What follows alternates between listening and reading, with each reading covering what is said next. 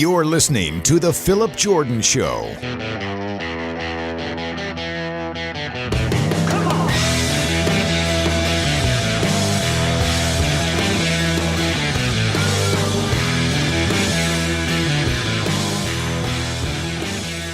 What's up, everybody? Welcome into the Phillip Jordan Show. I'm your host, Phillip Jordan from Last Word on College Football and 96.9 The Legend in Dothan, Alabama, where I'm the in-studio host and producer, Dothan Wolves Football.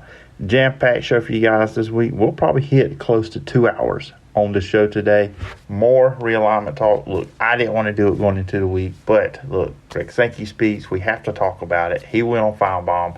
We'll talk about some of the quotes from that appearance and also the ACC looking to expand as well. I don't agree with it, but we'll talk about that as well. Then on the guest list this week, 3 great guests. I think you're going to enjoy these conversations. First up, I'll be joined by Thombs from Dawgs HQ, part of the On3 network. We will break down and preview the upcoming season for the Georgia Bulldogs. Can they win 3 in a row? Then I'll be joined by Benjamin London from 24/7 Sports. He covers the Georgia Tech Yellow Jackets. They had a good run with interim head coach Brent Key, went 4-4 after the firing of Jeff Collins last year. Can they add on that success? Can they get to a bowl game this year? What's that going to look like with them? Me and Benjamin will break all that down and then continue our series of previewing the NFL divisions.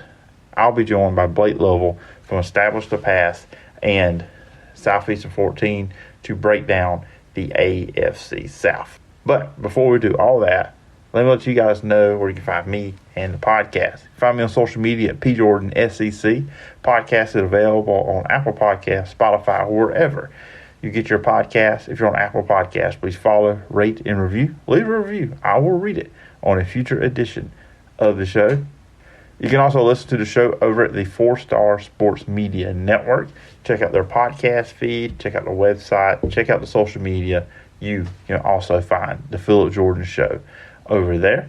And you can also watch the interviews and you can listen to the show too as well over on the Phillip Jordan Media YouTube channel. Just please hit the subscribe button, hit the bell for all notifications, and please leave a comment on a video and I'll read it on a future edition of the show. And remember, you can always email me at sportstalkphillipjordan@gmail.com.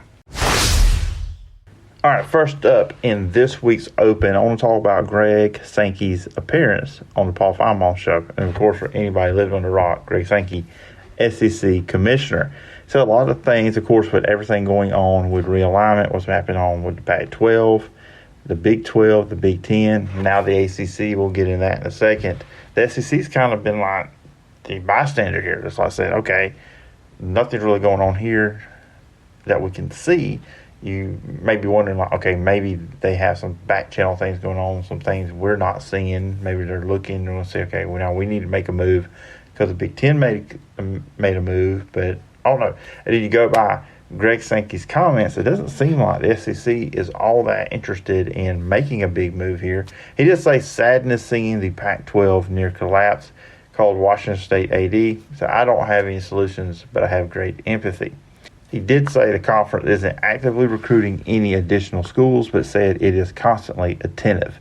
Not something out there that we should be reaching for or engaging in, which I think that's kind of a shot over at Florida State, saying, look, you may want to leave the ACC, but you're probably better off staying over there because we're not really looking at anybody right now. And look, Florida State, would they belong in the SEC? Sure, yeah, if they went to another conference, but you're already in the state of Florida. What really, outside of the branding of Florida State, what kind of advantage do you get by adding Florida State? I don't know. It'd be interesting to see there. North Carolina and one of the Virginia schools would be interesting if the SEC does ever go that route of moving into different markets and adding more teams, and it does kind of stay in that footprint that you want to stay in. Says we don't need to be, this is the money shot really, I think, from Greg Sankey. We don't need to be in 4 time zones to generate interest on the West Coast or really across the globe. That's pretty much, so look, the SEC brand is big. We don't have to have teams on the West Coast to draw attention. Our product is what matters, and he's right. I mean, you see it. I mean, there's people all over the country that watch SEC football. You'll hear people say the SEC is the closest thing to the NFL. Look, I know what my Twitter handle is. It's PJordanSEC. You're probably thinking, okay, this guy right here is just all SEC all the time. That's just the way I see it. This conference is the best, and yes, if we put it how it is now, the Big Ten is going to have 18 teams in 2024. I take the SEC 16 over those 18 every single day, because how many national title contenders will they have in 2024? The playoff will be different, be expanded, and that's where we're going to go next with what Greg Sankey said. I think it's wise for us to take a step back and reconsider what the format might look like given these changes in circumstances. We've not met on that.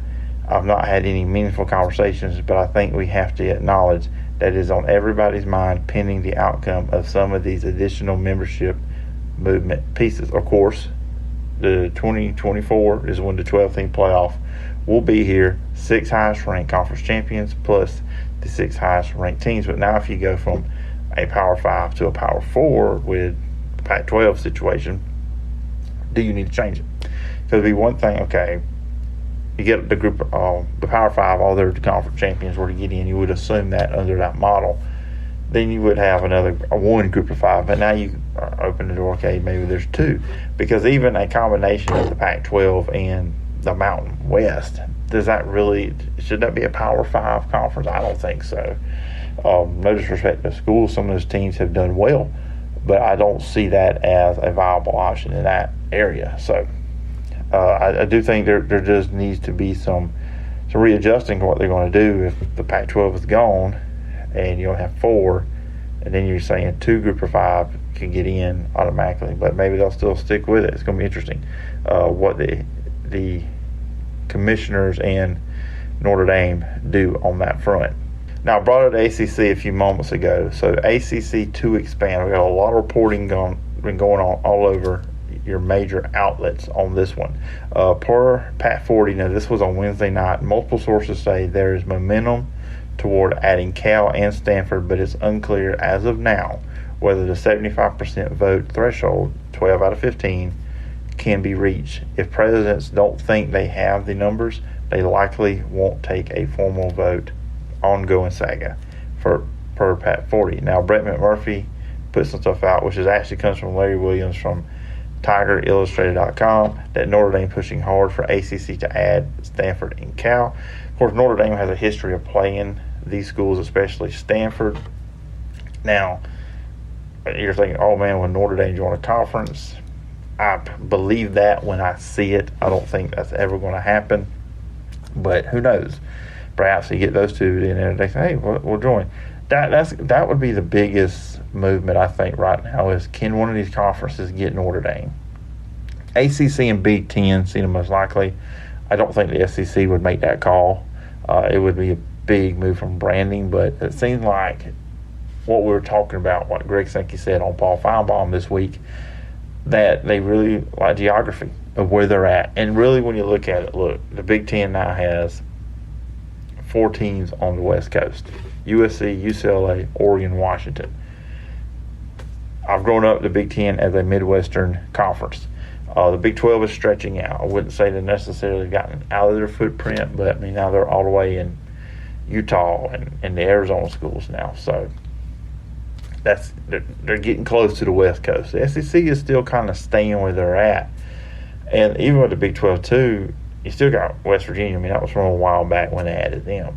So the SEC's kind of staying where they're at. But I don't think Notre Dame, if their SEC stays to that, I don't see Notre Dame being a fit where they would go get them. So ACC or Big Ten is most likely and I think it's a humongous if Notre Dame was to move on and go to an actual conference. Now, that's not it with the ACC. SMU is in play, according to Ross Dellinger from Yahoo Sports. Of course, we know they have had talks in the past, or rumors to be in talks with the Big 12, the Pac-12, and now you talk about the ACC. They have a rich donor base. They're in Dallas, which is huge. That's a big market. The SEC doesn't need SMU for that. They're in Texas. I mean, you've got A&M, you've got Texas, you got Oklahoma. I mean, you're in that region within your conference. But going to Dallas, that would be big for the for the ACC, And from Ross Dellinger's reporting that SMU wants to get in one of the power conferences, and that would be one in ACC. So now that's not, I don't think, a very attractive thing maybe for the casual fan, but when you look at Dallas, and then it would be big for SMU, getting that media market huge, and it could up the value of your conference. So we'll see how this interesting. Greg Sankey, what he had to say, and then also now the ACC moving forward, will they be expanding? So we shall see how this all turns out. Anyways, that's it for the Open. Trying to keep the Open a little bit short. Just the simple fact is we have 3 guests, and these guests went all 25 minutes plus. So first up, I'll play Palmer Thombs on 3, part of Dawgs HQ, and then Benjamin London from 24/7 Sports, where he covers Georgia Tech. Then we'll jump into the NFL Division Series we're doing here, AFC South, Blake Lovell from Established the Pass, and then I will close up the show after that. All right, next up here on the show, I'm joined by the guy I always go to talk all things Georgia football. That is Palmer Thombs. You check him out over at Dawgs HQ, part of the On3 network. And Palmer, we're getting close, and I appreciate you taking the time. Come on the show.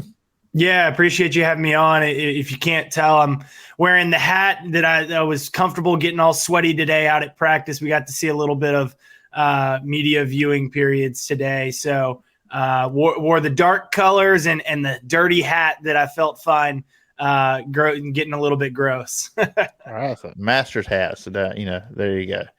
Oh, and you talk about that, let's kind of jump into it just with fall camp, going a few weeks in, just what's the big storylines? What's the biggest thing you guys have been able to see in here from practice? Yeah, so we've had 2 media viewing periods as of this recording, and I would say the biggest storyline for Georgia, is the quarterback position. It's all conversations starting in there. What is Georgia going to look like? That seems to be as you go through the internet throughout the summer, talking about the biggest ifs and questions for the Bulldogs. Quarterback, offensive coordinator, having to replace both in a single offseason. What's that going to look like? And so, what do we know? I would say Carson Beck is going to be the guy.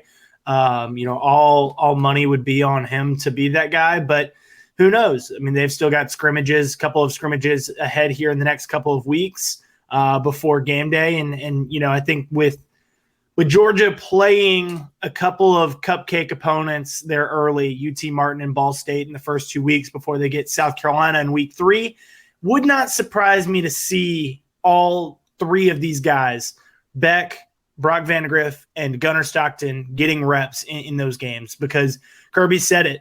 Game reps are incredibly valuable, and they're incredibly important in the decision-making process of who's going to be that guy. So, you can think one guy's going to be the guy. How does he respond when the bullets are flying live? And look, we're not going to get to see any live action until the games. The scrimmages will be the closest thing to it, but they can still sit back there in the pocket feeling pretty like they're not going to get hit. Yeah, it is different, like you said, when somebody's coming at you, and that jersey, that protective jersey, is no longer on you, and then one of them guys can get a hold of you, and you see it, with these games when the guy gets in, the bright lights, the fans are out there, the expectations, okay, let's do it, because we talked about after spring Carson Beck, but then we see him, he said he's a favorite. What do you see out of Brock Vandegrift? Yeah, I mean, I think Brock is, former 5-star guy. He's mobile. And that's the biggest advantage that he's got over Beck, is that mobility, because that's something that has become a big part of this Georgia offense the last couple of years with Stetson Bennett. I mean, go back to that 2021 season when it became a decision between sticking with Stetson, who had kind of gotten on a roll, or going back to JT Daniels, who was the starter going into the year. It was that mobility factor that won Stetson the job and ultimately won Georgia that national championship. The ability to make plays with his legs, had to do it at times last year too. I mean, I think back to that opening touchdown run against Tennessee, where he, made sure to dial up the Tennessee fans with his finger phone, and made some plays, scored a touchdown in both the college football playoff games with his legs. Kept plays alive against Oregon early on in the season opener there. So, the mobility is one thing that Beck, is probably a bigger question for him. He's more of a pocket passer, your traditional play action, back to the defense, drop back kind of guy. Versus I think you can do a little bit more RPO wise with a Brock Vandegrift or a Gunnar Stockton. He's a little bit shorter, a little bit more stout and built more like a tank versus Brock is a little bit lankier, longer, but quick with it. So I would lean, like I said, Carson Beck being that guy. And I think that they're going to be able to work the offense around him because they've got the weapons to do so, to spread things out, to air it out, and to really showcase the arm talent that he's got. Yeah, and looking at Georgia too, wide receiver, this is probably the deepest they've been since Kirby's been there. I mean, you got Ladd McConkey coming back, Arian Smith coming out. We saw in the playoff against Ohio State that his speed, how dangerous Arian Smith can be. Then you bring in Dominic Lovett, who was a very good receiver for Missouri last year. You bring in Ronald Thomas, Mississippi State. Of course, and you got Brock Bowers sitting there at tight end. So let's all focus on Brock and then just open things up for all the receivers on the outside. Whoever's a quarterback, Carson Beck, especially if he's the starter. I mean, he's got a lot of weapons to play with. Well, and one name you didn't mention, but was a top 5 receiver last year for Georgia was Marcus Rosemy-Jacksaint. I mean, known more for his blocking ability, but he, became a proven pass catcher last year and ultimate, returns for his senior year. So you've got in those 5 guys that you named, plus Arian Smith, Brock Bowers finished first at Georgia in receiving. Ladd McConkey finished second at Georgia in receiving. Marcus Rosemy-Jacksaint finished 5th at Georgia in receiving. And then you add Dominic Lovett and Ra Thomas, who finished first at Missouri and Mississippi State, respectively. You've got 5 guys that finished top 5 on SEC squads last year.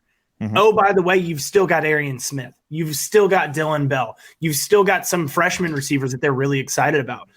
You've got some freshman tight ends that they're excited about. So I'm really curious to see what we'll hear. Haven't heard from him yet, but as you're listening to this, we might have. So head on over to Dawgs HQ to check it out. But we'll hear from Mike Bobo here later this week, and really interested to hear what he has to say about all these different weapons that they've got and the possibilities that are there. He's going to air it out more. That's a factor of the weapons they've got at receiver, the quarterback that they've got, and also some depth concerns at running back. Kendall Milton's dealing with a little bit of a preseason injury. Branson Robinson was dealing with one, was back at practice, but you've still got some question marks there.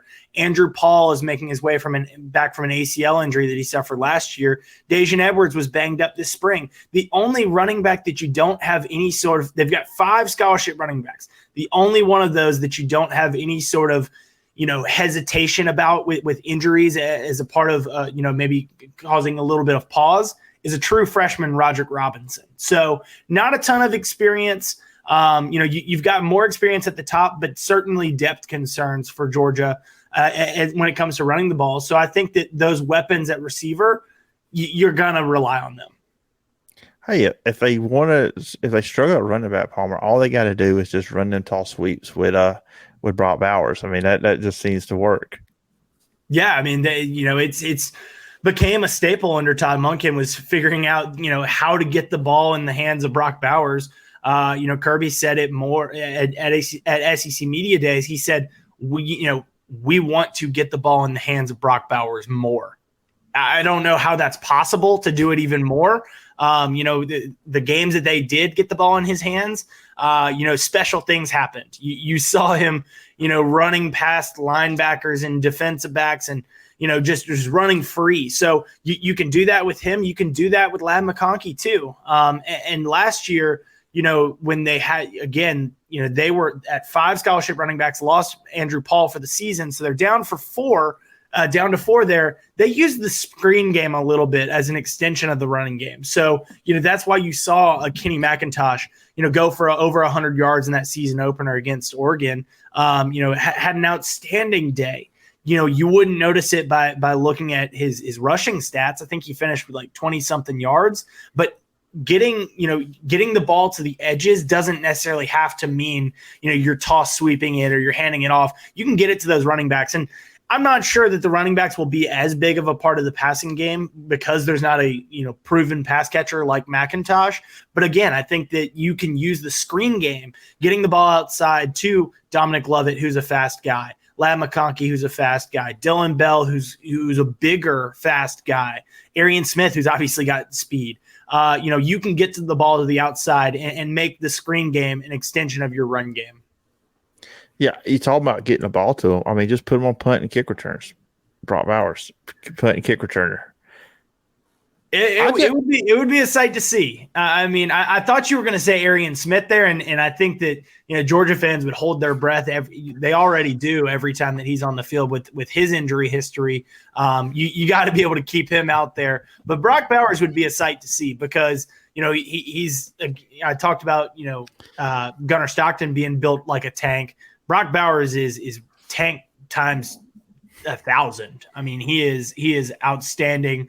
We heard from his position coach here in preseason camp, Todd Hartley, and he was a reporter was asking him a question about hey, you've got this player, he's all these different adjectives, and Hartley interrupted the reporter and said, "Special? Is that what you mean? Special?" Because that's what Brock Bowers is. He's an outstanding player. Truly one that I think Georgia fans should and I think believe will enjoy what they watch this year, because I don't know how quickly another player like him will come along. It's been a long time since they've had somebody like him, quite possibly since the 80s with Herschel Walker, and that says a lot because you've had some outstanding players in there. But a player that's as dominant at his position and I think as unique as Brock Bowers is, they don't grow on trees. When you went to 80s, I thought you were going to tell me, a good friend of the show, Troy Sadowski, who was the 1988 All-American tight end for the Georgia Bulldogs. Give Troy a little shout out here on the show. I'm sure he doesn't mind me sharing this. He actually posted on social media here recently. He got to meet Brock Bowers. So that's kind of cool. Guy from the 80s that was on those Vince Dooley teams that was an All-American, played NFL. Now we're Brock Bowers. It was kind of cool. But tight end positions changed a little bit since then. Yeah, I asked him a lot about that stuff. I said, Vince Dooley never wanted to run you on the jet sweep. He goes, no, we did. We led that to the running backs back in them days. But anyways, defense. Obviously, with Georgia, you never doubt this. If the defense is going to be good, obviously, you look at it. Okay, say Jalen Carter and just how dominant he was as a player, and obviously, you can't replace that with just one player. Well, maybe Georgia can with all the 5 stars, but what's the depth looking like at that position? Guys that can come in and fill that void that Jalen Carter leaves with him being gone. I know the talent's there, but just the depth there. Yeah, I think one of the biggest questions is trying to find that game-wrecking player on the line of scrimmage. They've had it in the past couple of years with Jalen Carter. They had it the year before Jalen Carter. Jalen was a big part of that 2021 defense, but they had players outside of Jalen Carter that were game wreckers there on that line of scrimmage as well. Devontae Wyatt, Jordan Davis, Trayvon Walker, all 3 first-round picks. And, as a backup, they need a breather, throw Jalen Carter in there. So, who was a top 10 pick. But I think in trying to replace Jalen, there's not a Jalen Carter on this team. I think maybe the person with the most potential to be that would be a true freshman 5-star Jordan Hall. Do I think that he's going to be stepping into that role right away? Absolutely not. You've got some veteran guys in front of him on the interior there. Nazir Stackhouse was an all-SEC selection. He's somebody that there's a lot of excitement about. Played well last year, started all 15 games next to Carter. And so, what can he do to build on that? Zion Logue and Warren Brinson are 2 guys that have been around the program for a while. And you're asking guys to step up behind them. Like I said, Hall, Kristen Miller is somebody that was in that signing class. It was a true freshman this past year, redshirted and is going to be in his second season. What kind of strides can you see him take? I think if you're looking for that true game wrecker, you're probably going to the outside, and it's named Mykel Williams, because a true freshman last year, all freshman All-American, all SEC selection this year. He brings the kind of things that Trayvon Walker did, and he's younger than what we saw in Trayvon Walker. I mean, Trayvon did special things as a freshman, had a big sack against Auburn to seal the deal in that 2019 game. But he didn't lead the team in sacks that year. That's what Mykel Williams did last year.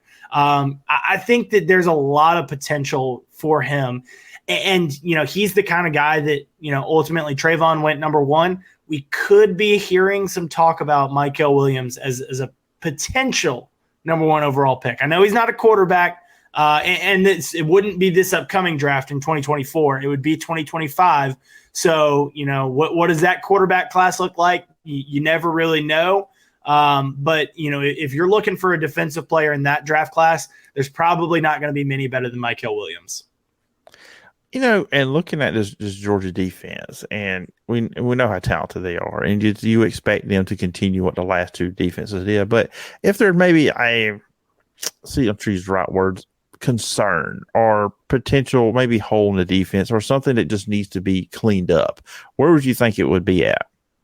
It would be on that edge, more at the outside linebacker spot than defensive end. And when I say edge, Georgia, like so many defenses, especially those that come from the Nick Saban, Bill Belichick tree, Mykel Williams is not going to play defensive end when they're rushing the passer. Same way that Trayvon Walker didn't. He bumps inside, he plays inside and gives you an interior pass rush while you probably put an extra – you walk your outside linebacker down to the line of scrimmage and essentially make him a defensive lineman, and you put extra DBs in the game instead of having a nose tackle in there. So when I say edge, I don't mean, on first and second down when Mykel Williams is on the edge. When I mean – outside linebacker, because you lose Nolan Smith, you lose Robert Beal. Those were two guys that have been leaders. Robert Beal led that 2021 team in sacks. That is, you look at the talent that was on that squad and how strong that defense was. Mm-hmm. He's often forgotten in that mix and ended up being a draft pick from the 49ers. Nolan Smith being a first rounder to the Eagles alongside feels just like every Georgia defender, joining together up there in Philly. So, you look at that room, Chaz Chambliss is a veteran. He's probably not a great pass rusher per se.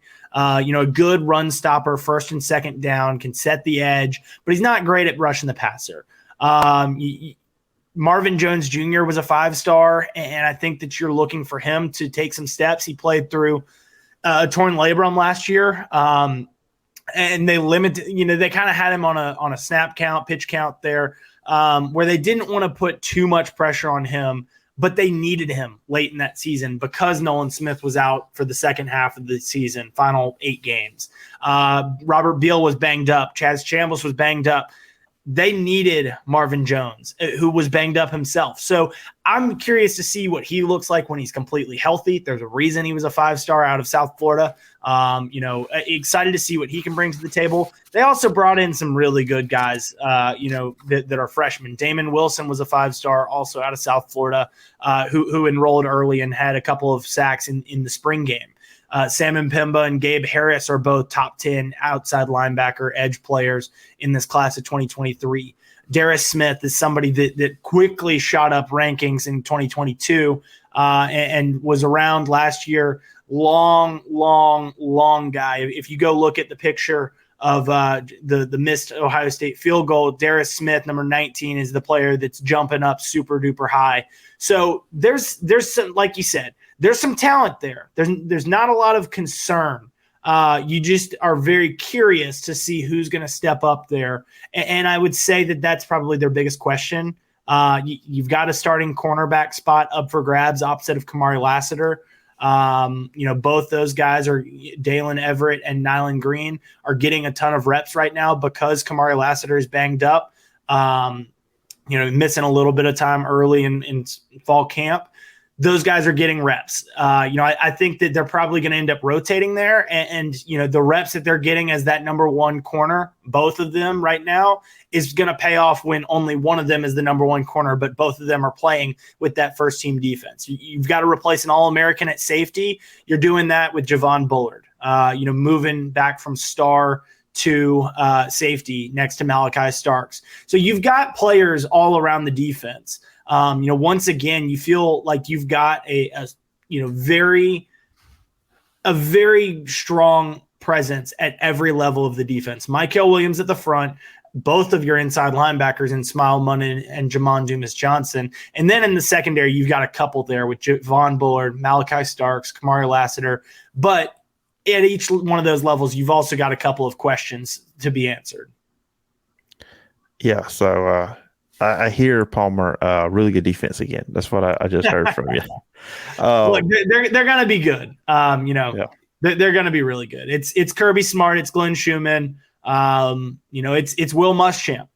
These guys are good at their job. There's a reason that they are, that 2021 team, like I said, an incredible defense. They called them the masterminds. So, there's a reason that they've earned the respect in this sport for as long as they have. I think it's kind of wild in a way. I mean, I'm sure you guys don't, and everybody that follows Georgia closely, the fans, and obviously yourself, the media. But I think maybe people outside away from Georgia, I wonder sometimes they forget that Will Muschamp is on that staff too as well. Could you think? In your two offensive, heck, Will Muschamp's not even the defensive coordinator. He's not even the defensive play caller. He's listed as a co-coordinator, but really he's just he's more than just a safeties coach, but that's his primary role. Spearhead special teams a lot, but yeah, I do think he gets forgotten. And I think it's also forgotten. Mike Bobo was a head coach at one point, spearheading that offense. So, you've got a ton of guys, Brian McClendon was an interim head coach for a game, at the end of the Mark Richt era there. So you've got a lot of guys that have a lot of experience in this league, in other leagues around the sport in general. But yeah, Will Muschamp is very much a big picture, a big part of the defense. So as we close out the schedule, and I know Georgia's been given a hard time about this, but also look, Oklahoma was going to be on this schedule too. So, that makes it look a lot better. And you mentioned the third game of South Carolina. I just look at it really because I believe Kentucky is going to be better than they were last year. But I think Kentucky's problem to me when I watch them play, they play too much like Georgia. And Georgia sees that style in practice every single day. It's kind of like back in the day when Alabama was running that physical style, the A.J. McCarron, Greg McElroy years. If you played like them, it was hard to beat them because they see that in practice. So to me, I'm just look at the 18th of November at Tennessee. I would also, and on your point there with Kentucky, I would also add Michigan into that mix. Obviously, that's more of a national picture there. But I think that, in a way, you've got, a large, medium, and small version there. In Georgia being the large, Michigan being the medium, and Kentucky being the small. In terms of the talent that they're doing that same scheme with. Yeah. And I think it's why Georgia matches up really well against Michigan and maybe doesn't match up nearly as well against an Ohio State. It's why they match up really well against Kentucky, but maybe not nearly as much against an Alabama per se. Yeah, it is. You're right. I hadn't really thought about from the national standpoint, but Michigan, that's why if these two were to meet up in the playoff, I don't think Michigan's going to work out for them. But I guess for me, who knows what Ole Miss on November 11th? Lane Kiffin, who knows? And he might try to do something, Lane Kiffin-y, I guess you would say. But at Tennessee, I think that's one everybody's kind of looking at. November 18th at Tennessee. We'll see where they're at with Joe Milton, see how good team they're. But when you look at this schedule, and it's kind of a funny question to ask about Georgia. But where's the reasonable expectations at? Because I'll be honest with you, I could fully see this team three-peat. Just the schedule, the talent, their side of the division, there's a bunch of factors in that. I could see this team going for the three-peat. But what are your thoughts on just the reasonable expectations and where you think this team could go? Yeah, we mentioned a couple of games here. South Carolina early in the season, you get that one at home. I think that's going to be really good because you're going to get tested A little bit. I mean, this is a team that's just on the outside looking in of that coaches poll that got released earlier this week. Auburn going on the road is your first test late in September. You mentioned Lane Kiffin and him doing Lane Kiffin-y things. He's coordinated against Kirby Smart defenses, did it every day in practice there at Alabama.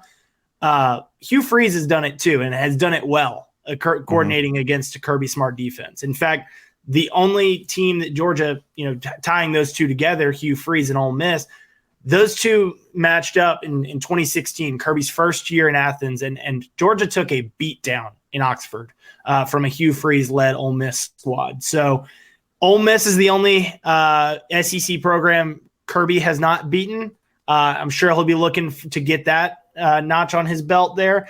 And Hugh Freeze is obviously somebody that's had some success against Kirby. So he's going to be focused there. We mentioned Kentucky. Missouri is obviously a team that gave Georgia some fits last year. You get those games at home. I think that's a huge part. I'm incredibly low on Florida. I'm not a believer in what Billy Napier is doing down there until they get the quarterback figured out at least. And they may be doing that in the class of 2024, but we'll see. Like you said, it really comes down to that Tennessee game. I would be very, very, very surprised if Georgia is not 10-0 going into that game. And I'd be surprised if they're not coming out of it 11-0. I think the realistic expectation, like you said, three-peat is very much on the table with this team. I think that they're more talented than they were last year. At least you feel better about this team coming into the year than you did last year's team because of how much they had to replace last year and all those uncertainties. There's a lot more certainty. There's not nearly as many questions this year because you've got so many guys returning. Now, college football is crazy. Crazier things have happened than, the most talented team not winning the national championship. I would predict that Georgia goes 12-0. I would not be shocked if they went 11-1. And with that loss, if there is a loss on the schedule, I think it's a slip up. And quite frankly, I don't see it out there. I'm predicting 12-0, but that floor, your ceiling 12-0. This team has 12-0 potential every year that Kirby Smart is at the helm. Your floor might be 11-1. And that says a lot about what he's done, in now his 8th season at the helm, which is crazy to say. I think the recruiting that they've done, the standard that they've built, and the program that they've been able to, create here in Athens. They didn't create the program. They've reshaped the program in a way that is outstanding for Georgia. So I would say 12-0 is a realistic expectation. But it's not the end of the world if they don't go 12-0. They've still won 2 national championships. It's going to be surprising to see them lose if they do. And fans aren't going to enjoy that one. But I would say my prediction is 12-0. I think Georgia is in that SEC championship game. Very, very, very curious to see who it is coming out of the West there. Alabama, LSU, Texas A&M maybe. I had Alabama at the top of my media day ballot, but Brian Kelly's got the Tigers working there in Baton Rouge. So very curious to see who that is, and obviously a lot more about the matchup and how those teams, face off, having seen 12 games. But I am expecting Georgia to be in the SEC championship game, be in the college football playoff, and be in contention for a 3rd straight national championship.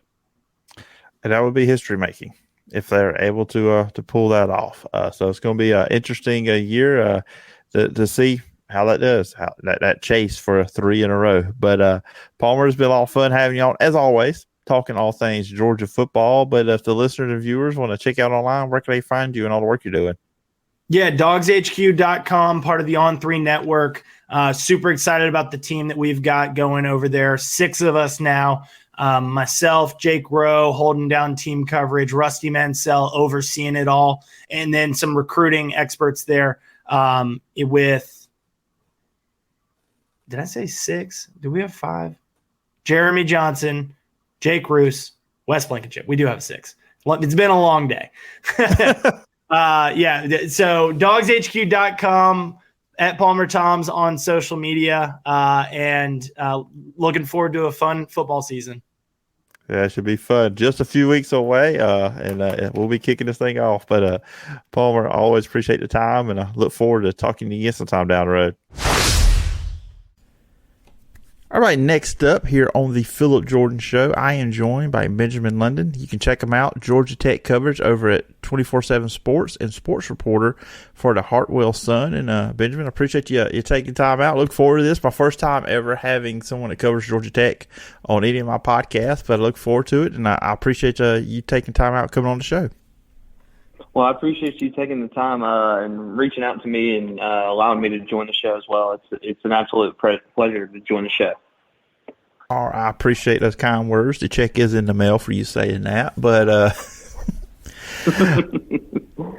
Georgia Tech, quite interesting.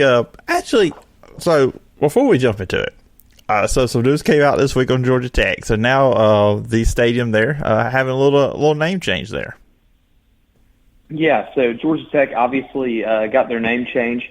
It used to be Bobby Dodd Stadium at historic Grant Field, and now it is Bobby Dodd Stadium at Hyundai Field as they sign a 20-year deal to be the name of the field, or primary sponsor to be on the name of the field.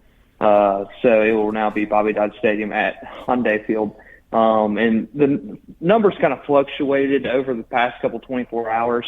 But the range is anywhere from around $50 million to $70 million over the next 20 years for Hyundai to have their name on the field. But it helps the athletic department be able to kind of cut some debt that they've had over the past couple of years, and Hyundai is able to help kind of do that by being the primary sponsor for the field. So it's an exciting time for Georgia Tech. I think that was a really good deal that they made with Hyundai, and Hyundai obviously has a really big plant down there in Savannah. They're very local and very active in the state of Georgia, and they want to continue to do that with Georgia Tech football and Georgia Tech athletics.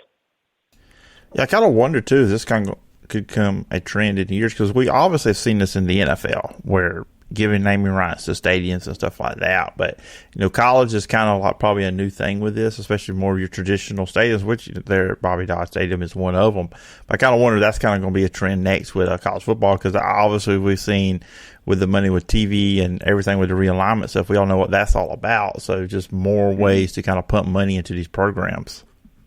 Yeah, absolutely. And it's like you mentioned, the whole realignment thing is all about money. And, right now Georgia Tech, obviously in a couple $1 million in debt. And what do they decide to do? They decide to go and cut that debt with renaming the field. So I don't think there's any money being paid to keep it as the name of historic Grant Field. And so I think they had the opportunity. They were definitely not going to rename the name of the stadium. But the name of the field, I think that was kind of an open deal for them. So it was a good move by Georgia Tech for sure. You may have had a revolt had they renamed the stadium there if that had happened. Let's talk about the team. Georgia Tech, obviously new head coach, Brett Key, who took over as interim last year. And just kind of looking back and kind of refresh my memory what happened with last year's Georgia Tech team. Started 1-3 with Jeff Collins. He was dismissed, fired, whatever terminology anybody out there wants to use. And then Brent Key took over 4-4 as the interim coach, beat Pittsburgh, beat North Carolina during that stretch. So just last year, looking back at that, during that 4-4 stretch, what changed when Brent Key took over as head coach?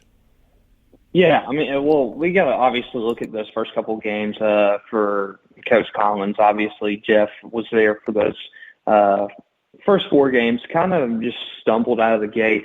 They looked good against Clemson early in that game, but then just kind of folded and let Clemson do their normal thing. Then they got to play Western Carolina. Obviously, that should have been a win coming out. And obviously, I think when you looked at their schedule last year, you circled that and said, all right, that's a definite win. And then they went and played, hosted Ole Miss and just got clobbered by the Rebels and shut out by the Rebels 42-0. And then there was kind of that momentum where people began to talk and say, hey, is this the moment where we believe that Collins needs to be let go? They let him stay another week. and take the trip down to UCF. And Georgia Tech, honestly, was competing in that game very well, and unfortunately just kind of let the game kind of slide and slip away from them towards the end in that 27-10 loss. And that's when they decided to pull the trigger on Jeff Collins, and not only him, but the athletic director at that time, Todd Stansberry, because they were just kind of tied together. I think a lot of people really wanted Jeff gone, I think especially after the Ole Miss game, but Todd Stansberry was willing to stick his neck out for him, and unfortunately they both got chopped on the block, and both were released, and that's when you got to see the Brent Key effect come in into that next week with Pittsburgh, and they were ranked. Pittsburgh was ranked at that time, and so a lot of people just saw Georgia Tech maybe just folding the rest of the year. But Brent Key really kind of turned it around towards the second half of the year, and really just lit a fire under these guys to say, hey, let's play for some pride. Let's go out and play for yourselves, play for these seniors. And they did really well over the next 8 games of the season and went 4-4. And obviously at ACC Media Days a couple weeks ago, Brent Key was obviously just not pleased with going 4-4. But the media overall is very pleased with how he handled the transition at Georgia Tech. So it should be exciting for his first year on the flats and seeing what he will be able to do with a full year under his belt after the season at Georgia Tech. Looking at, obviously they're going through fall camp right now as we're getting closer and closer to the start of the season. And obviously I was, just doing my research. Quarterback, obviously a big one, but outside of quarterback, I want to kind of dive into that individually. But outside of maybe quarterback, what's the biggest storyline in fall camp for Georgia Tech? Yeah, I think probably the biggest storyline that everybody's going to be trying to keep track of is the linebackers. Obviously, you're having to replace the 2 guys and also 2 leading tacklers from your team a year ago in Ace Ely and Charlie Thomas. And so obviously those are 2 big pieces that Georgia State's going to have to replace. They brought in Andre White from Texas A&M, who could be a potential starter for the Jackets. Braylon Oliver comes in as a transfer, but they have a guy in Trinidad. I can never say his first name, but I call him Trin Tatum. He's a junior linebacker for Georgia Tech. A lot of great things have been said about him. Coach Schur, who's the linebacker coach, was being talked about, interviewed the other day during fall camp, and he talked about having about 8 different guys who could start week 1 against Louisville because he feels that confident in his guys. I think that's probably the biggest storyline other than the quarterbacks that Georgia Tech's having to kind of figure out who's going to be the starter for that as well. So let's jump into it with the quarterbacks. And I was again going over all this. I hadn't realized, Benjamin, how many Texas A&M guys are now on the Georgia Tech roster. Which Jimbo's been recruiting well over there. They hadn't really showed on the field at A&M, but hey, we know they've been recruiting talented players. But Haynes King comes in at quarterback, and he was hurt early in 2021 last year. Look, I'm not going to put that on him. Jimbo Fisher offense looks stale. It's just there's a lot of things going against whoever was playing quarterback for Texas A&M. And then you got Zach Pyron, who was there last year, got injured after having a successful start there for Georgia Tech. Who do you see as the leading guy here? Well, and there's another name that's kind of just been mentioned throughout the course of the time is Zach Gibson, who came in relief for a lot of those games, especially towards the late half of the year. So those 3 guys have been battling it out. The media began to ask this question and even started asking this question after the season ended last year. Who's going to take over at quarterback with Jeff Sims hitting the transfer portal and going to Nebraska? That obviously was a big change, and obviously now they're trying to figure out, hey, who's going to be the guy? When a lot of people saw Haynes King come in, they were like, hey, this could be the guy. But Zach Pyron and Zach Gibson have stuck out, and they have been really good so far in fall camp. And just like everybody else is wondering who's going to be the quarterback, I guess we're just going to have to wait until the first snap against Louisville in Mercedes-Benz Stadium to figure that out. But if it were up to me, a lot of fans would probably love to see Zach Pyron. But I feel like just Haynes King has a little bit more experience especially within the SEC play. But Zach Tyron maybe fits the mold of Georgia Tech's offense a little bit more. So it will be interesting to see who gets to start game one against Louisville and Mercedes-Benz Stadium. Yeah, I guess for me, and just watching as much A&M as I have, and I've seen Haynes King play, just my biggest concern him, I think he has the ability. I think he's a lot more athletic than he's probably given credit for, and he can make pretty much a lot of the throws you want to call his quarterback to make. He kind of gets a little interception prone, though. I remember last year, going into last season, off the spring, he threw a few interceptions in A&M spring game, and then early last year, and even the couple games he played in 2021, he had more interceptions than touchdowns. From what you've been able to see from him, what is your analysis of Haynes King, the player? Yeah, I think Haynes, obviously, kind of got thrown into the fire his freshman year over at Texas A&M. It was basically just kind of like a Ferris wheel of different quarterbacks that you got to see, especially last year for Texas A&M. And, he's been injury prone throughout high school and Texas A&M, where you haven't really got to see a full, true, healthy season of Haynes King. And so I think so far that we know of, he's been healthy all throughout the spring, the summer, and now leading into fall camp. He's been healthy all the way up to this point. And if he has that ability to be healthy, he's growing, he's maturing as a guy, as a quarterback and as a player. Buster Faulkner, the offensive coordinator at Georgia Tech, has done really well with getting his quarterbacks in the same mindset as the rest of the offense.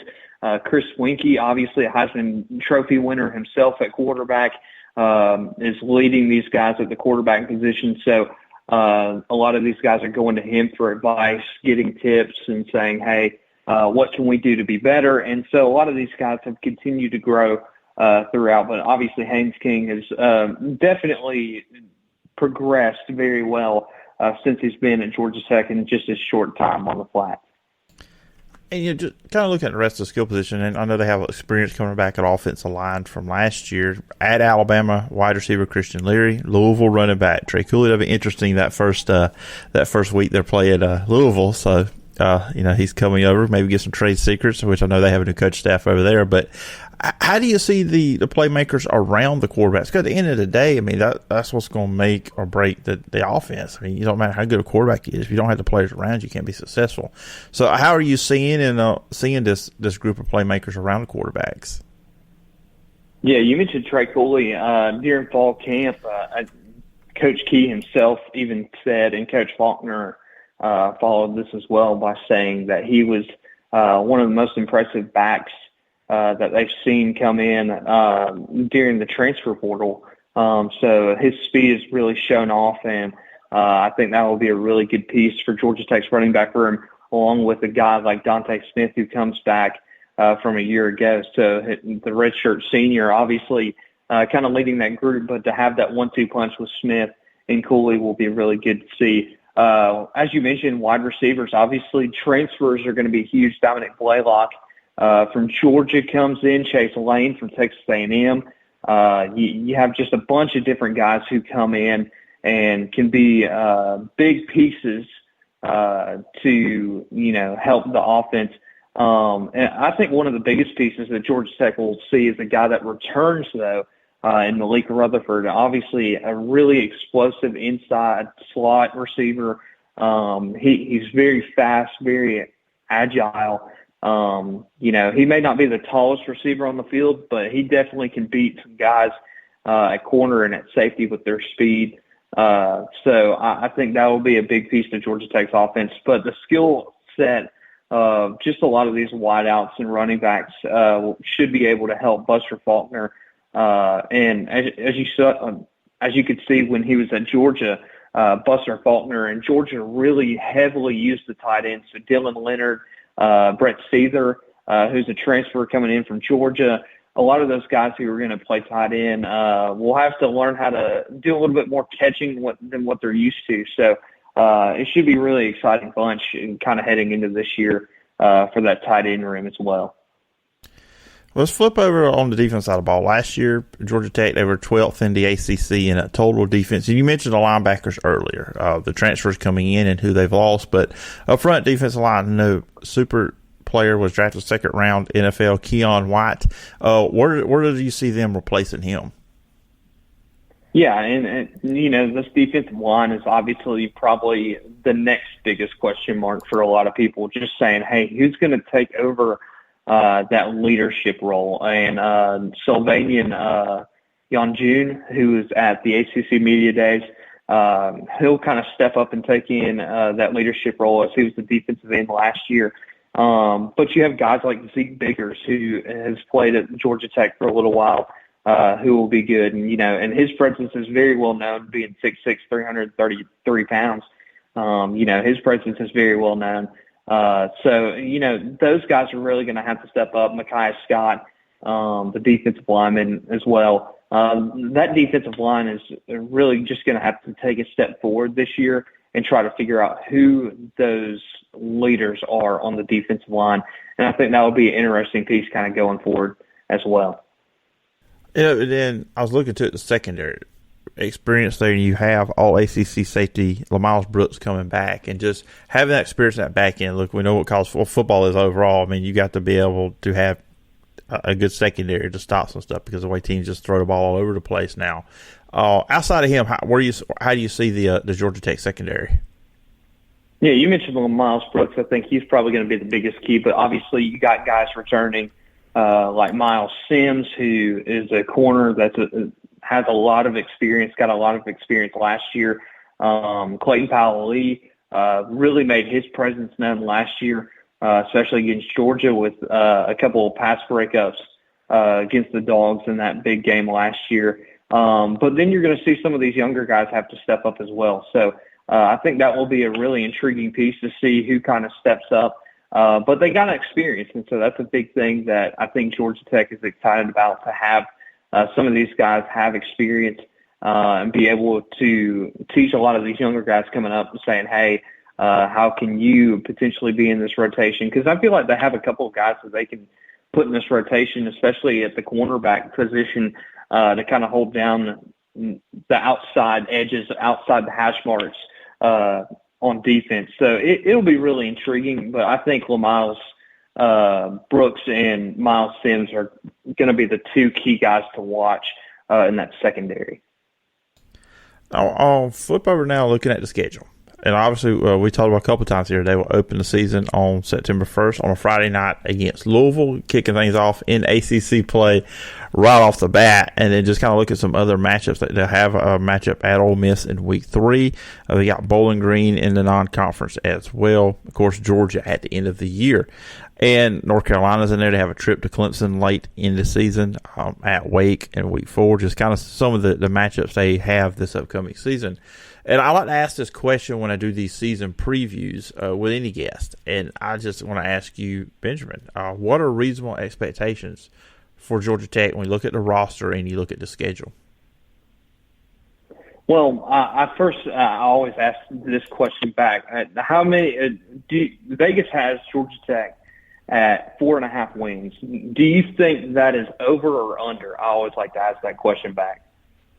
For me, so you look at the team doing 4-4 last year. So I would say if they don't finish with more than that, it's a huge disappointment. I mean, you got to look at – you had 5 wins last year, 4-4 with Key. I mean, I'm just looking at schedule right now. You just asked me. I mean, you got to have questions with Wake. That second game, they should win. I mean, that's 2 wins. Bowling Green, you should win. Look, Virginia was not good last year, so that's a 4 win. Syracuse, Boston College, I think they should be over that. Yeah, and that's what I'm looking at too. Obviously, that first game inside Mercedes-Benz Stadium, it's a very winnable game. I think a lot of people see Louisville as kind of like this 10-win team kind of going into this year. I don't see where they're getting the hype, and whatever they have, I would like some of it too. But with them being a 10-win team, I just don't see it. It's a new coach, a new system. Obviously, the coach that's coming in, Jeff Brom, a former Louisville player and himself. So I think, him returning back to his home school, I think it's kind of cool that the ACC kicks off the year with two coaches going back to their schools that they played at and being able to lead their programs now into this very first game into the 2023 season against each other. And I think it's going to be really cool to see that. But that's a very winnable game. South Carolina State should be a win, but it's a very well known school within the HBCU community. So that's a very big game for Georgia Tech. Obviously, Ole Miss, you get that kind of rebound game that you had last year where you kind of fumbled. You did some things wrong, but now you got a little bit more of experience and you got a little bit more of confidence going into this game against Ole Miss. But now the problem with that is you're going on the road. So is that a winnable game? Right now it's looking like a no if you want me to be truthful and honest. Wake Forest, even though it is an away game, it should be a winnable game. Obviously, they're replacing their quarterback, Sam Hartman. They've had a couple injuries over the summer and over the fall, especially key players. I know the wide receiver one is down and out for about 3 to 5 months. One of the running backs is out. So that could be a winnable game for Georgia Tech, especially if they can hold down on the defensive side of the football. Bowling Green should be a win. Then you go to Miami, which a lot of people are very high on as well. That kind of is a coin toss in my opinion. We'll see how that kind of plays out when they get to that game on October the 7th. Boston College should be a win. UNC, now this one's interesting because Georgia Tech has had UNC's number over the past couple of years, and you get them at home. So right now, if Georgia Tech does very well in this first half of the portion, I wouldn't be shocked if the media started to turn things and say, hey, this is going to be a closer game and Georgia Tech could potentially win this football game. That would be just kind of waiting to see how Georgia Tech does all the way up to this point. Then, as you mentioned, Virginia should be a win, even though Georgia Tech lost them last year. There were so many injuries that led up to that point. I think Georgia Tech played all three quarterbacks in that one game and had no idea what in the world to do. Clemson, as much as I would love it to be a win, I think Georgia Tech's going to play a lot closer to Clemson than what they did last year, but it's in Death Valley, and so I have to give Clemson the edge there. You should beat Syracuse, and then at the end of the year, it's like Clemson, like I said with Clemson, with Georgia, I think you're going to play Georgia closer than you did last year, but you're not going to be able to get the win. So really and realistically, this is like a 7-5 team, and that would be phenomenal. Their ceiling is kind of like an 8-4, 9-3. But I wouldn't be shocked if we said Georgia Tech was a 6-6, 7-5 team when they end the schedule with Georgia at the end of the year. Yeah, and that's positive momentum is where you go from last year. I mean, I feel like there's a lot more positivity and hope with Georgia Tech than has been in recent years. Would that be something you would agree with? Yeah, I would definitely say so. One of the things I asked Jordan Williams, one of the offensive linemen for Georgia Tech at ACC Media Day, is I said, "Hey, what's kind of the difference from last year to this year?" And he just said, the confidence that Brent Key instills in them. To go out there and make plays and just kind of it's like the Ted Lasso reference, just be a goldfish, kind of forget the things that happen in the past and just focus on, what they can control. They can only control what they can control. And I think that's what they're really focusing on. And so they've blocked the outside noise. I think somebody asked Brent Key a question about conference realignment. I don't even think he really truly knew anything about it. Because he's so focused in on what he needs to do best for Georgia Tech. And so I think moving forward, there's a lot of confidence and there's a lot of excitement from outside the program about where Georgia Tech can end up at the end of this year. And I wouldn't be shocked if they went bowling for the first time in what's been felt like an eternity almost for Georgia Tech football. But for them to get back to a bowl game would be a must. It's going to be interesting. It's going to be interesting season, keeping up what's going on, everything at Georgia Tech there. And Benjamin, it's been a lot of fun having you on the show, previewing and breaking down the Georgia Tech Yellow Jackets. But if the listeners and viewers want to check out online, where can they find you and follow the work you're doing? Yeah, absolutely. You can just go on Twitter. It's Benji London MSC. You can follow me on Twitter. You can check things out. Obviously we're getting ready to kick off football season September the 1st in Mercedes-Benz Stadium. I'll be I'm honored to be able to go to the game on September the 1st in Mercedes-Benz Stadium, so that will be a fun experience for me. Obviously we're going to cover a couple of different recruits in the 2025 class, because now we're starting to prep for the 2025 class. And so those offers are rolling out, or some of the offers are rolling out to them.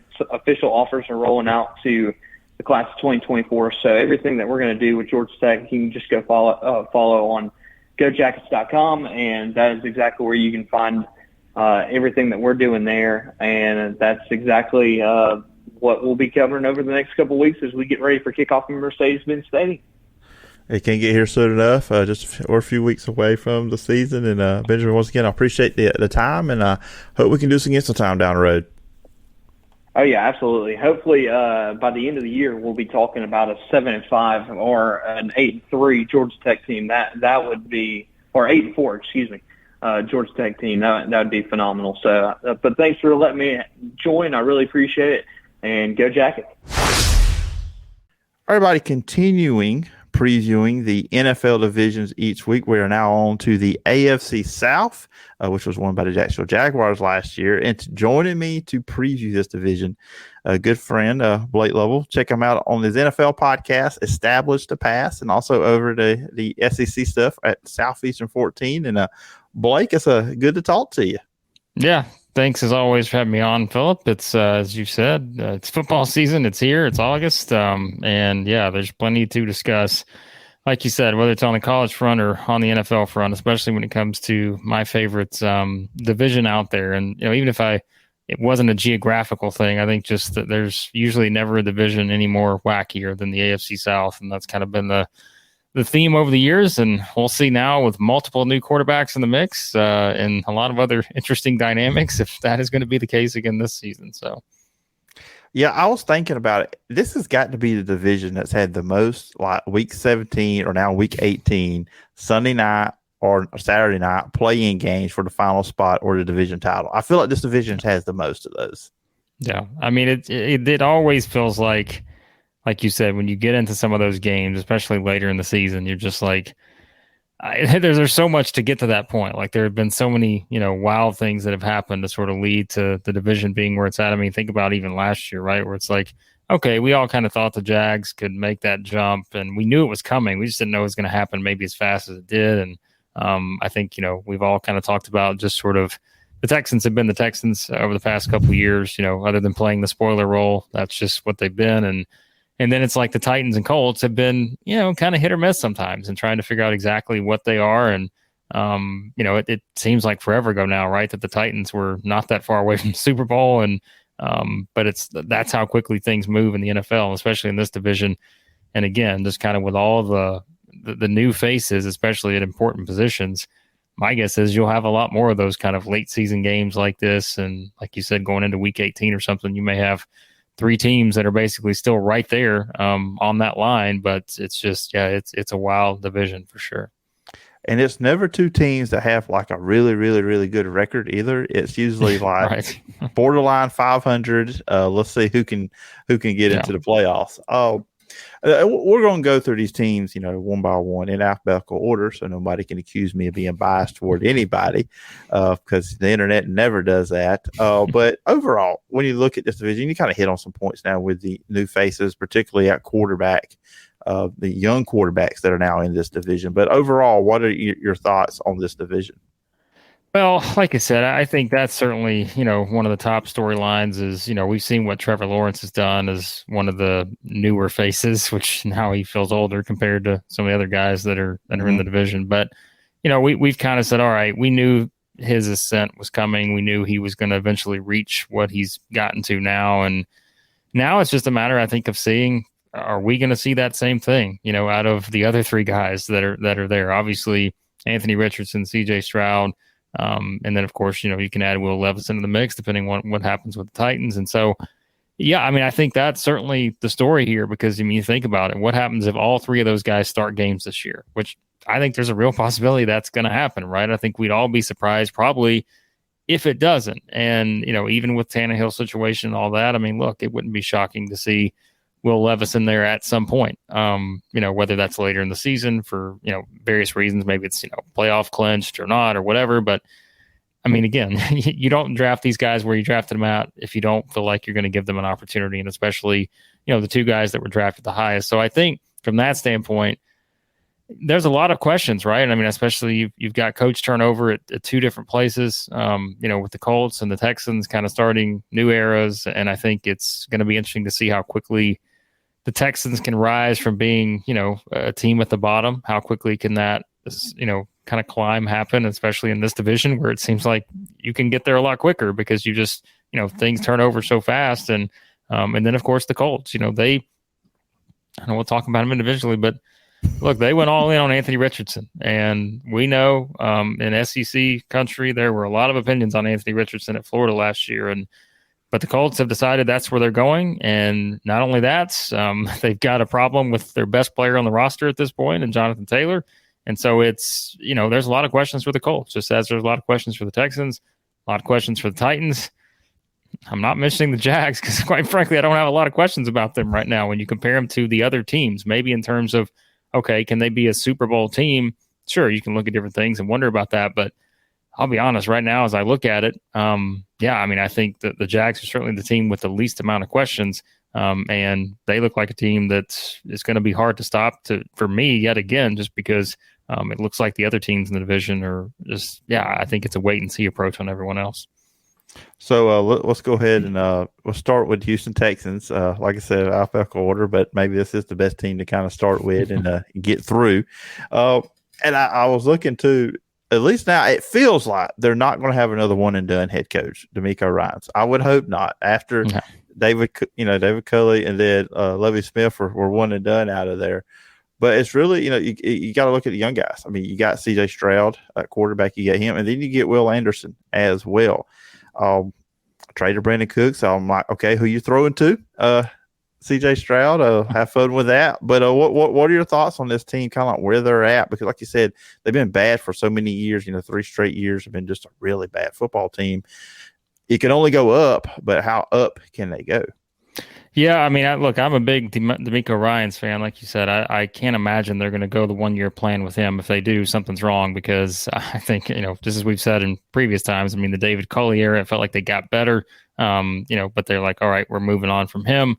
But this is different, right? Because DeMeco Ryans is one of these guys that's just an up-and-comer. We've all tapped him as sort of a head coach at some point, and it was all about the right situation. And for him, this winds up being it, and we know kind of defensively what he's achieved as a coach, and obviously you go back to when he was a player. But like you said, there's nowhere to really go but up at this point. And I think that this is not a 1-year plan. And that, again, goes back to, I think when you look at the roster, sure, they made some upgrades, you would think, in a couple different spots. I think, everything now relies on C.J. Stroud, and can he make that big jump? But look at what Pierce did last year at running back, right? I mean, he's someone that I think you have to be excited about. You kind of see what they can do as he kind of takes that next step. Defensively, you get someone in that can sort of anchor things. Will Anderson, he's still a rookie, but yet we both know just how talented he is. You've still got some younger guys on the defense that are getting more experience and seeing how they continue to develop. They added some guys, in free agency to try to, they had several guys, didn't they? I mean, when you look at the roster, it's like, man, they picked up quite a few guys to really try to get this going fast. And I mean, look, I think you're banking on DeMeco Ryans here and his ability defensively to keep them at least in games whenever maybe the offense struggles a little bit. Because like you said, you could look at the offensive part of this equation and, you got to have people to throw to, and nothing against their wide receiver group. But like if you compare it to others, who they brought in Robert Woods and John Mechie's there, and Nico Collins and Noah Brown's an interesting one. I know they brought in from the Cowboys, but that's when you compare it to others. I mean, that's not one that's just going to completely jump out at you as a wide receiver group. So to me, here's what I think. I think the Texans' identity will be how many yards can you get on the ground, whether that's C.J. Stroud, whether that's Pierce, kind of getting a combination of the two perhaps.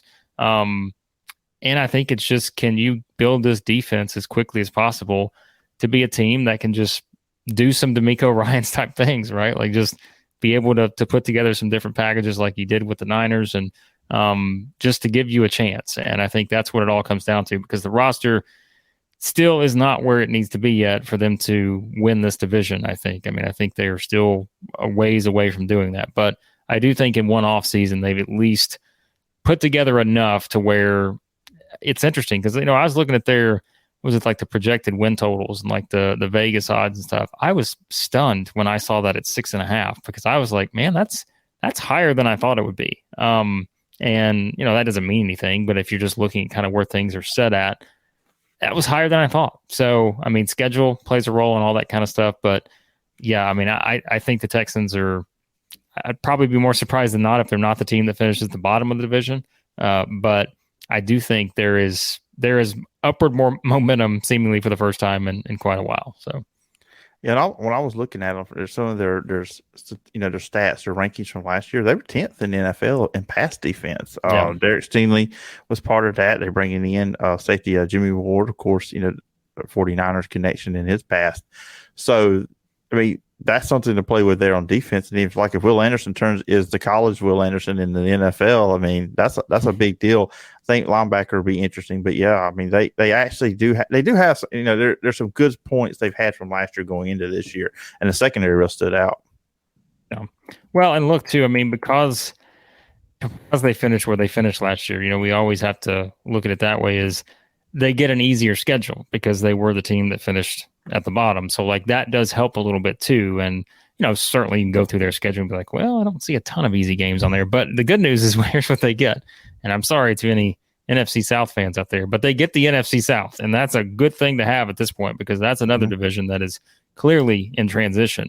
And so when you consider that, I think they get the AFC North as the other pairing, which is not as easy, but, yeah, so I mean, I think if you look at just the numbers, right, like you can find some wins for this team, and maybe I shouldn't be surprised, like if that number is at 6.5, because as I'm looking at their schedule now, I'm like, yeah, there's winnable games on there, probably because they get the NFC South, and not a lot of high expectations for that division at this point. So, yeah, I mean, they are a team that I think you could label the Texans as a potential surprise team, but I don't think that means surprise as in they're winning this division. I think it just more so means, hey, their defense could probably be good enough to keep them in a lot of games, and maybe there's 2 or 3 of those where they just break a big play or something, and all of a sudden that turns into 2 or 3 wins that we didn't think they were going to get, and you look up and maybe they're a 500 or right below 500 type team. I wouldn't be stunned by that. I still think the roster, they've got more depth, I guess, now than they've had in a little bit, and I think that helps, but I think they still just need kind of those standout players at more positions than just the ones they have right now. Yeah, it's a long ways, but we'll see. We'll see how that goes for them. The Colts, which of course they've been in the news a little bit lately. They got some drama going on there. New head coach Shane Steichen coming over from the Eagles, where he's offensive coordinator. You mentioned Anthony Richardson coming in. I did not know jumping high was a quarterback trait, but apparently that gets you drafted very high in the NFL, Blake. That's just me. Well, we would get drafted if that was the case. So neither of us would be in that position, I don't think. So I'd be stuck. I can't touch the rim on a basketball goal, so that would hurt me. Of course, the Jonathan Taylor drama at running back.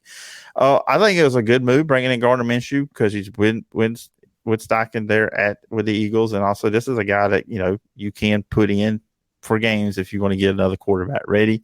Defensively, DeForest Buckner, you still got him. You got some guys good up front. Shaquille Leonard, you've got him healthy. He only had 1 start last year. They got some stuff they got to work out. DBs traded away Stephen Gilmore, but Stephon Gilmore. What are your thoughts on the Colts? Because I mean, there's a lot of conversation with the Jonathan Taylor stuff right now, but overall, it's kind of interesting. Where can they go? Because they thought last year they were 1 player away. They thought, okay, we got Matt Ryan, we got a team that can compete, and it didn't go the way they wanted. Well, I'll tell you this, and like I said, I'm not a betting person, but if I were a betting person and I had to make a list of like 5 teams that I would never bet on, I would probably put the Colts on there, because you have no idea. Because I think it starts with Anthony Richardson, right? But then it goes to Jonathan Taylor, and it's like, you just think about, it's the 2 most important positions on their offense. And we have a ton of questions about Anthony Richardson. A lot of people say, well, he's drafted too high. Is he really ready to be a starting quarterback that can lead a team to the playoffs and all those kind of things?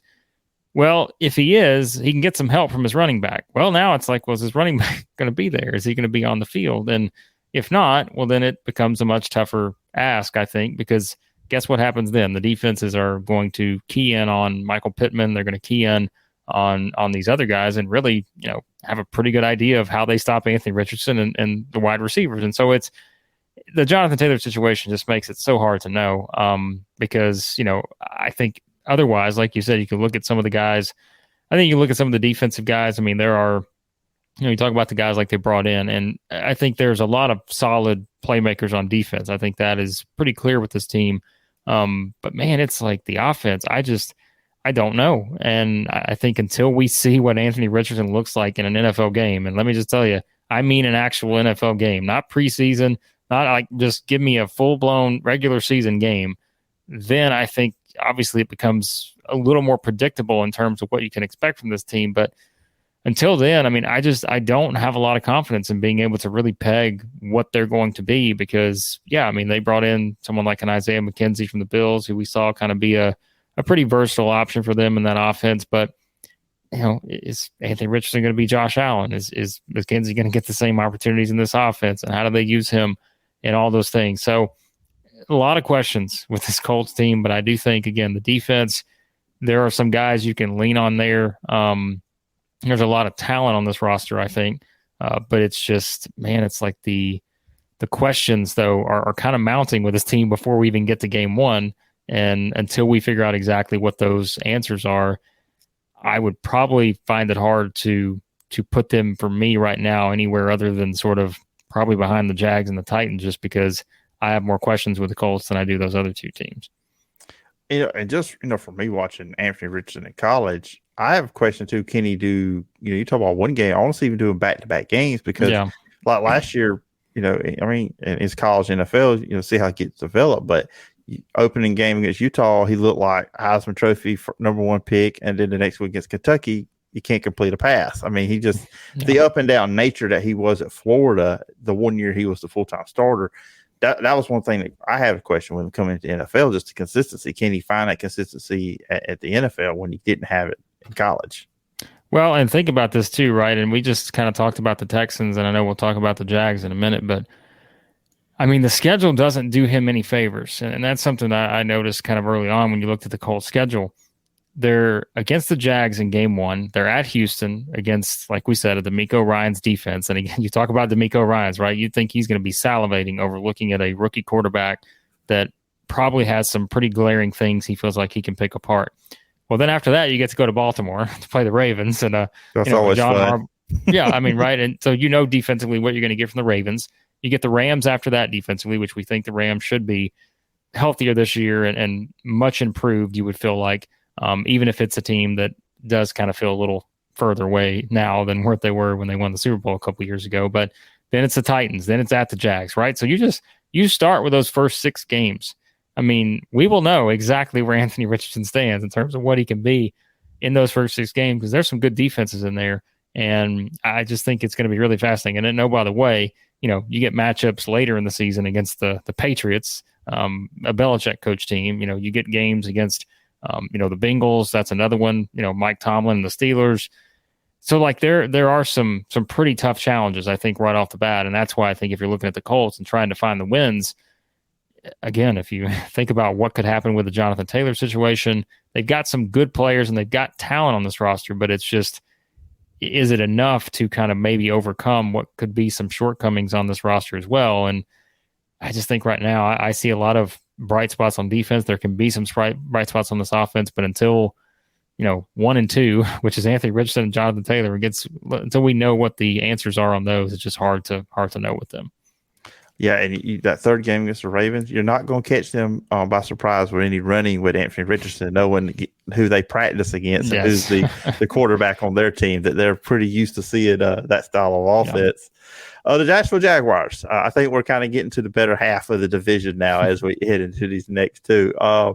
You talked about, this team should be the favorite in this division, just what they got coming back. And look, Calvin Ridley, I know he didn't play last year.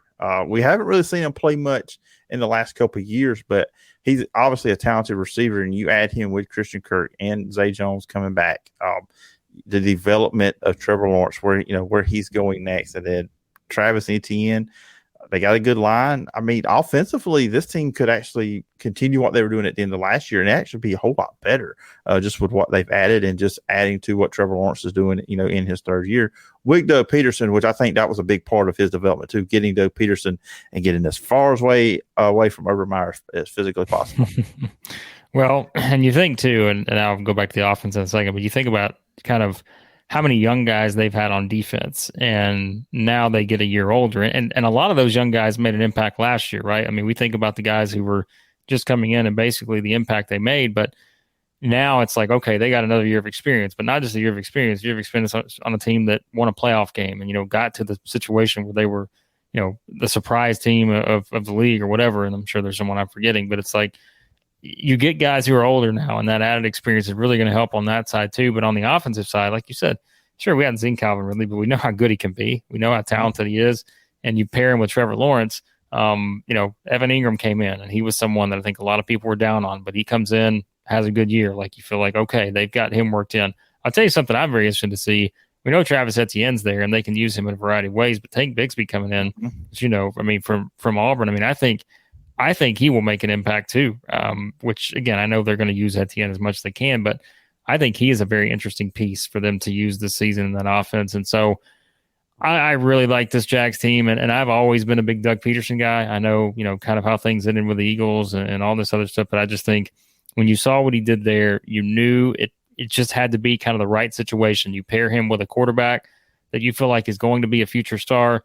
It was going to work eventually. Things were going to kind of click, and we saw it click last year. I don't want to go too bold when I say this, but to me, this feels like with the Jags kind of, and I don't know that they're going to get to being what the Bengals have become necessarily, but I feel like they're on that same trajectory. They've got the quarterback that feels like he's just can't miss, like he's a can't miss guy that's going to get them a lot of wins. He's going to pull some things out of them, even when it feels like maybe things are against them. But they kind of have that nucleus, younger guys, and kind of pair it with older guys, and it just all kind of comes together. I'm not saying the Jazz are going to make the Super Bowl this year, but I do think they're kind of on that same line that we kind of saw the Bengals get on whatever the past 2 or 3 years or whatever it's been. I feel like they're heading in that same direction, and we'll see. If they don't follow it up this year, then they're not. But I would probably be more surprised than not if they don't, because I just think that, again, I've got a lot of confidence in what Doug Peterson can do with that team. Got a lot of confidence in Trevor Lawrence, and I got a lot of confidence in those young guys that now have an added year of experience on a team that won more games than we thought they would. And it feels like they're ready to take another step forward. So you said young guys. So let's go to opposite end of the spectrum, the Tennessee Titans. This feels like a team that partially wants to rebuild, but partially wants to keep some what they've had together.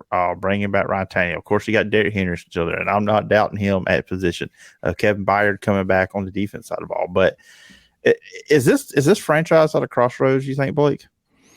I mean, it has to be to me, because I hate to say it, but like I feel like it all is kind of at the quarterback. Like that's where things have kind of, you draw the line, and that's where it starts. Like you said, that's not everything, but like it is kind of a team that feels like it's in transition. And it does. It feels like a team sometimes that doesn't really know what it wants to do. But I think, now they have Rand Carthon in, and like they have a new general manager. I feel like there's a plan there, but maybe it's just not one where they can just do everything in one off season, right? It's like they need a couple off seasons to really probably get the roster to what they think it's going to be. I don't think they were just going to come out and shed everybody this year and just say, all right, we're just completely starting over. That it was going to be a kind of a process. And so, yeah, I mean, when you look at this roster now, it is one that is, I'd say it's not hard to figure out, but like it is hard to sort of put your brain around what exactly they're going to be able to do, because I just feel like they got Derrick Henry. We know how good Derrick Henry can be. They picked up DeAndre Hopkins in free agency, but like I feel like the Titans, and this is not a knock on DeAndre Hopkins, but I feel like every time the Titans pick up like a future Hall of Fame receiver, it's always someone that's on the end of their career. Like they're at the very end, and they're not like right there in the middle. Or if you have an AJ Brown, you get rid of him. It's just for some reason Titans and wide receivers over the years. That's kind of and that was one of the things we talked about going into last year, right? It's like they got to put everything on Treylon Burks because when you look around them, no offense to those guys, but I got nothing against them. But that's a receiving core that you're going to compare them to others and just feel like, yeah, they just don't stack up. But now I don't know, right? Like maybe a DeAndre Hopkins, Treylon Burks, Nick Westbrook-Ikhine, maybe that's a trio there that can get you something going consistently in the passing game. But it's all going to come back to Ryan Tannehill. And, you know as well as I do, Titans fans have been calling for them to try to trade him, get him anywhere other than, Nissan Stadium.